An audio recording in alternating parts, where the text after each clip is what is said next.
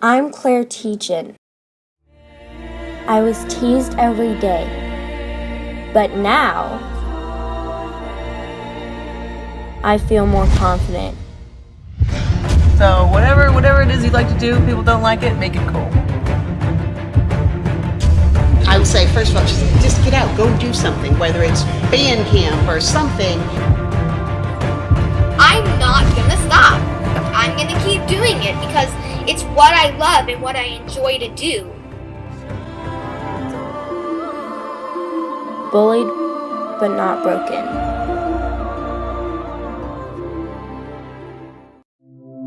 It all started with young Claire Teachin faced extreme amounts of bullying at school.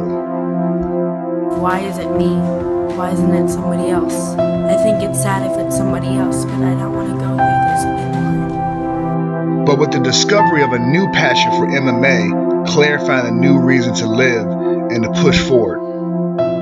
So today, Claire Teachin brings you an inside look at the world of women's MMA and to find out if these fighters also had the same struggle she had to go through with bullying. My name's Andrea KGB Lee, and I support E3 Scholarship Fund, Bullied but Not Broken. Hi, this is Serena de Randa, and I support E3 Scholarship Fund and Bullied but Not Broken. My name is Roxanne Modafferi. I support E3 Scholarship Fund and Bullied but Not Broken. We support this charity, E3 Scholarship Fund and Bullied but Not Broken. Claire Teachin with Bullied but Not Broken, and this is Serena de Jesus. Yeah. All right. De Jesus. De Jesus, kind of same thing. Looks or like Southpaw, same thing, nickname-ish.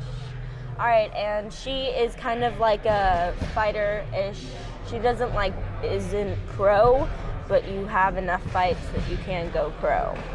Yeah. So one thing that people might not know about you is that you have Asperger's. Can you tell me a little bit about that? Asperger Syndrome is like you're a little socially, you don't get things social. As I put it, it's like you played a video game, but you chose to skip over the tutorial. And a lot of things in life I found out as I went along. It's like, meanwhile, everyone around me got what was going on. Like, I missed a lot of, I didn't get basic, anything other basic emotions. Like, I would get happy, angry, sad, but I wouldn't be able to understand any other emotions than that. I was bullied a lot as a kid. I was, I just was on my own for a lot until like maybe high school when I started socializing better after getting help through a lot of casework as an accountant. My parents obviously worked with me a lot. And yeah, I got a sister who has PDD, NOS, and I make sure she's safe. It's kind of funny because as a fighter, I always go over, every time she comes home, I'm like, hi Kelsey, did you have a great day? Do I need to beat anybody up? And she totally doesn't, I don't think she gets it, I'm joking.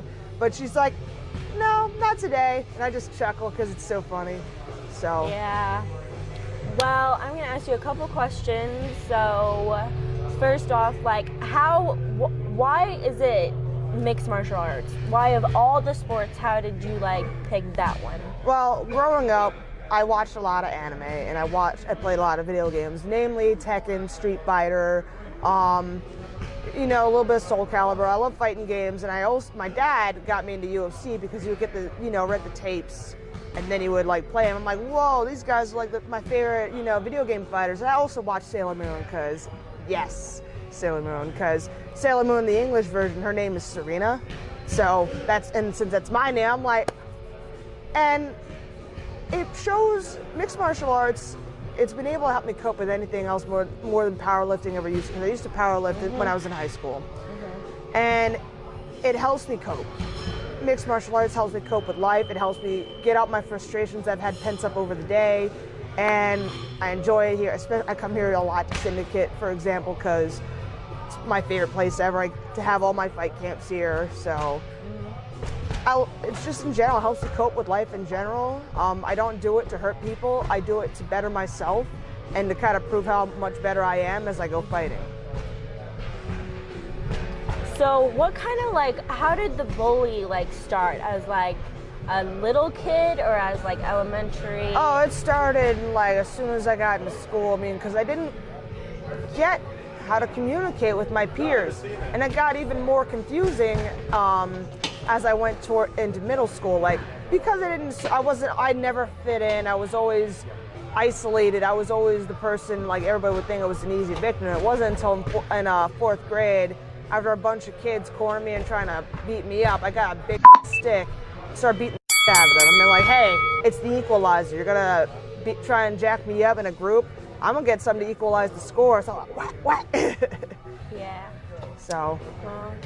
That's a good story. Like, because I used to protect myself and step up for myself, and I was the one who got in trouble. Yeah. So I got blamed for everything, and I'm like, hey, I didn't do anything wrong. Luckily, I got the best parents in the world, because they said, Serena, if someone lays their hands on you, you beat them up. I'll yell at you in the principal's office, but as soon as we're out, we're getting you ice cream. I'm like, hey.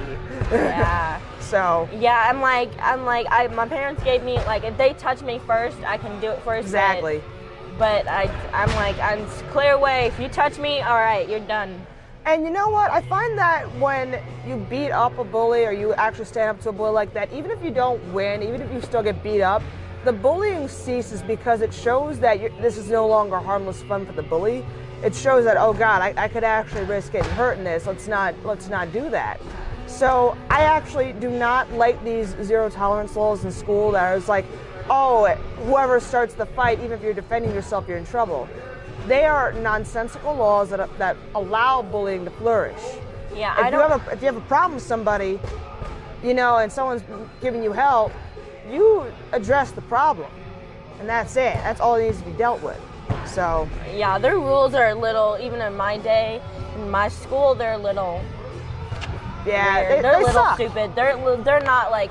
They're like, no bully zone. In the bully zone, I got punched in the face. Yeah, and I'm like, really? No bully zones never exist. It's a wishful thought, but it's never gonna stop because people are always gonna be looking to put their power and show like how they're better than everybody else in one way or another. Be it emotional bullying, physical bullying, any type of bullying it's in school. As you grow up, it never ends. It's in the workplace. It's everywhere. So. Yeah. What did MMA save you from? Like, it saved me from how I lash out when I get a little overwhelmed. I don't hurt people, but it's just really hard for me to do anything. I just don't socialize. It feels like I can't hear myself think. I feel like I'm just like, everything just sucks to deal with. Like, I'm almost in like some sort of alternate zone. Like, everyone's zooming around real fast. The whole rest of the world is slow. Like, I'm slow and the rest of the world's like zooming by me. It scares me almost. And this just kind of helps me. It saves me from myself going insane. This is my savior. If I didn't have something like this, I'd be losing my marbles. And I don't know what I'd be doing. So before I started this, I was a chubby nerd just playing video games and stuff, which is okay. It's okay to be a nerd and everything. But I wanted to do more with my life. And I was figuring out what exactly I could do more with my life. I couldn't join, the services because of my autism. I did firefighting, but one of the departments I went to was very sexist, so I left. So I did this, and I never regret it at all. I've been able to travel the world. I've been able to bounce all over the country, meet a lot of cool people. I'm going to Artemis Film Festival April 23rd and walking on the red carpet. So yeah, Southpaw goes to Hollywood. And just like all sorts of fun stuff I'll be doing. And it's been great. And I just hope to keep on going. I'm 3-0 and I got a whole bunch of other fights scheduled. I'm hoping after these fights I can like go pro and then start getting some pro fights. Maybe Invicta notices me and I can fight for them. Hint, hint, Shannon Knapp and Julie Kedzie. So yeah, that's it. Yeah. So if you do get a chance to like bring your stuff, because you're 3-0, and so what do you think the future holds for like 2, 3, 5 years from now? Do you think you'll still be fighting, or do you think you'll be in the cage actually professionally fighting? Well, I'm always in the cage fighting. As an amateur, you're in a cage fighting. The only things that separate an amateur from a pro is pros get purse money, and pros can throw elbows and knees to the face.